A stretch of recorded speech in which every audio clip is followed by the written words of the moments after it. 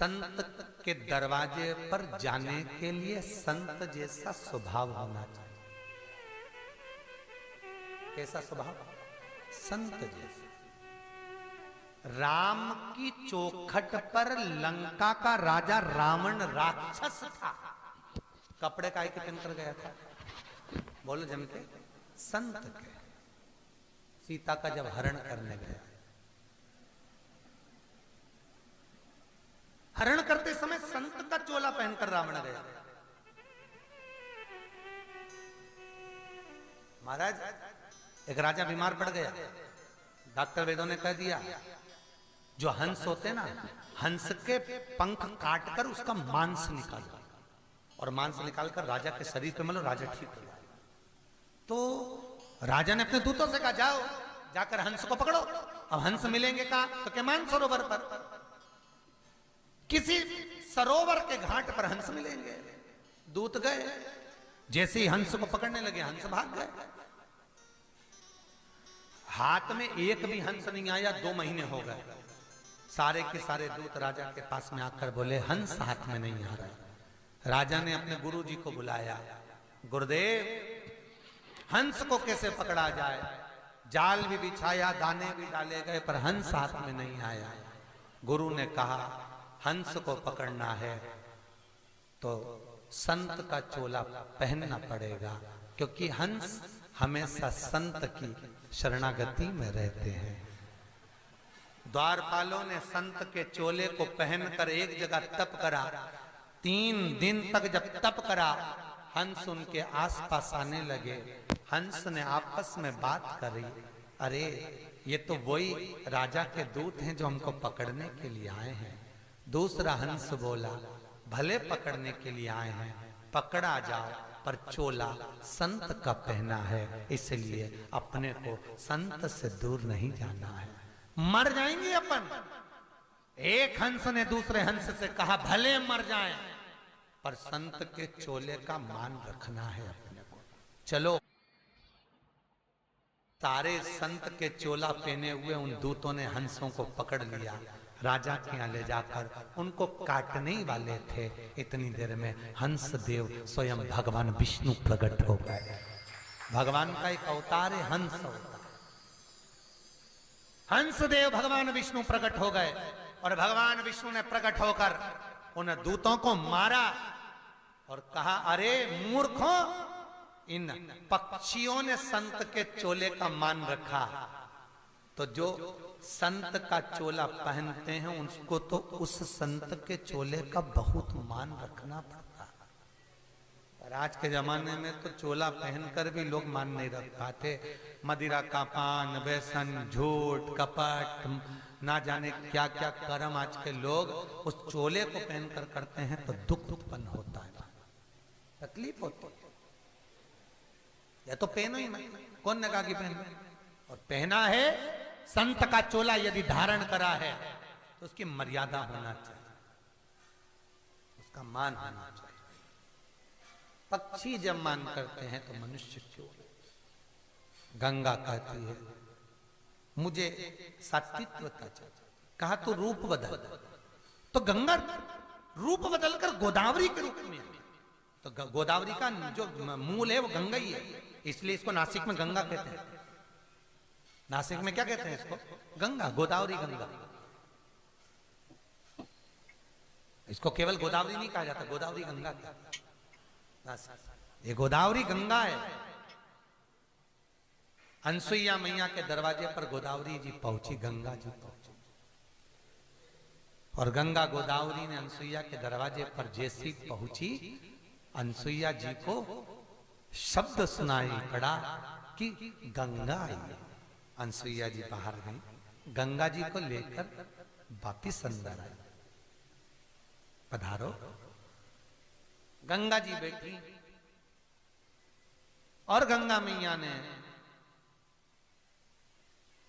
निवेदन किया अनसुईया जी से, मेरे आने का कुछ कारण है। अनसुईया जी बोली, बोलो क्या कारण है, कैसे आना हुआ, क्या चाहती हो, क्या चाहती हो? गंगा जी कहती हैं आपके मात्र 7 दिन का सौभाग्य, जो अखंड सौभाग्य का फल है वो मुझको दे दी। कितने दिन का? 7 दिन। एक अखंड सौभाग्यवती नारी, पतिव्रता धर्म का पालन करने वाली नारी, पति के चरणों का अनुमोदन करने वाली नारी, पति के चरणारविंद का स्मरण करने वाली नारी। मेरा आपसे भी निवेदन है, इस कथा को अपने दिल तक, आपसे भी निवेदन है कि करवा चौथ का व्रत कर कर आप सोचती हो कि पति की उम्र बढ़ जाए, तो शिव महापुराण कहती है बहुत कठिन है। पति की उम्र तुम्हारे भूखे रहने से नहीं बढ़ती, पति की उम्र तुम्हारे मीठे बोलने से बढ़ती है। एक दिन भूखी रह लोगी, भले तुमने एक दिन भूखी रह ली, पर 3 दिन पहले से प्राण तो खा गई उसका। ये ला दो, वो ला दो, ये ला दो, वो ला दो, तो एक दिन भूखे रहने से तुम्हारा पति की उम्र नहीं बढ़ने वाली। पति की उम्र कब बढ़ती है? जब पत्नी प्रेम से बोलती है। पत्नी जब भी पति कहीं से आया गया और ऐसी धाड़ के बोलेगी, इतना तेज तर्राट में ऐसे ऐसे शब्द बोलती है, पति की उम्र, बेचारे का बीपी शुगर ऊंचा नीचा हो जाता उसी पल, उसी पल, उसी पल। तो ईमानदारी से बोलो, ये जो बीपी शुगर ऊंचा नीचा होता है तो इससे उम्र बढ़ती है कि घटती? बोलो तो रे, घटती है। और जब तुम प्रेम से बोलोगी ना, बहुत प्रेम से, तो पति भगवान से कहेगा, प्रभु मुझे 2-4 साल की और उम्र बढ़ा देना, इसके साथ रहूं तो मेरी जिंदगी अच्छी निकल। कहते हैं सफर अच्छा है, मना नहीं, बहुत अच्छा सफर हो, पर सफर से ज्यादा हम सफर अच्छा, सफर से ज्यादा हम सफर। तुम भी सफर करके आई हो और मालूम पड़े ट्रेन में दिन भर झगड़ा, जरा सा अटैची के पीछे सामान, तुम्हारे साथ में भी सफर में ऐसा।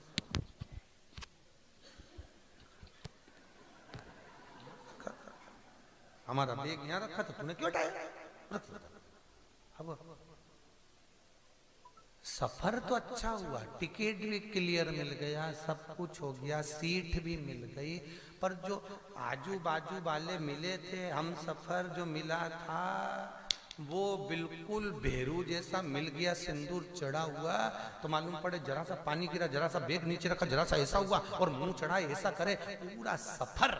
टिकट तुम्हारा था, पैसे तुम्हारे लगे, आ रही थी चित्रकूट, पर वो जब से ट्रेन में चढ़ी और जब से एक बार की खटर पटर हुई तो चित्रकूट तक आनंद नहीं आया। और ऊपर से वहां पहुंची तो कमरे में 5-6 फिर मिल गए, बच्चे कुछ थे।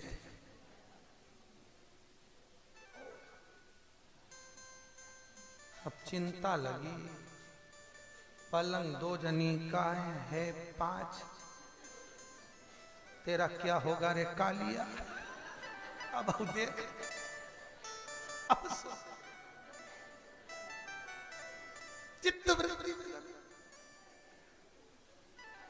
सफर अच्छा हो, मना नहीं है, पर हम सफर और अच्छा होना चाहिए।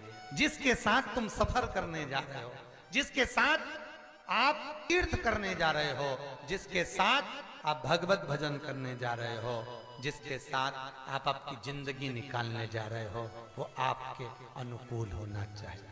आपके मैंने हडिया जी से बोला, हडिया जी तुम्हारे ग्रुप में 65 लोग आए हुए हैं, 61, 62, 65 ऐसे कुछ है उनका, तो 65 लोग आए हुए हैं, पर सभी के चेहरे पर स्माइल है, सबका। इतनी दूर गायत्री शक्तिपीठ इनको मिला है, यहाँ से सबसे दूर वाला भवन इन्हीं को प्राप्त हुआ, उसके बाद भी किसी के चेहरे पर शिकन नहीं है।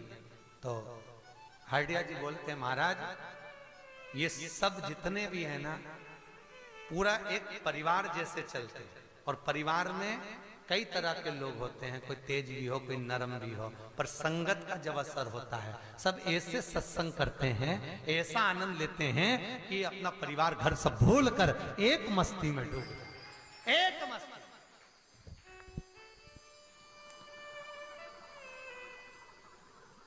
और ये प्रैक्टिकल है। तुम्हारे जो जो युवान माताएं आई हैं, जो बहुएं आई हैं, उनसे निवेदन है, एक कमरे में तुमको 5 लोगों को इसलिए छोड़ा क्योंकि तुम निभाओ कि जब तुम ये 4 को नहीं निभा पा रही तो बहू को कैसे निभाओगे।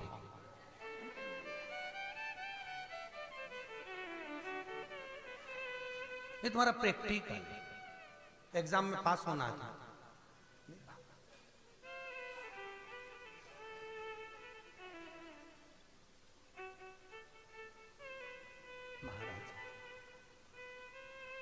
भगवत चित्त हो स्मरण।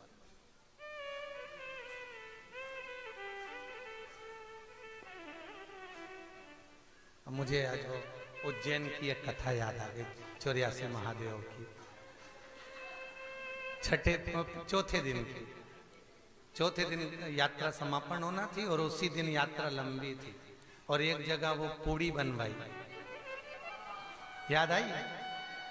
और एक जगह वो पूड़ी बनवाई, समिति वालों ने बनवाई इधर थी, उसके बाजू में स्कूल था सरकारी स्कूल में वो दिन का भोजन, उसमें बने थे आंगनबाड़ी के पराठे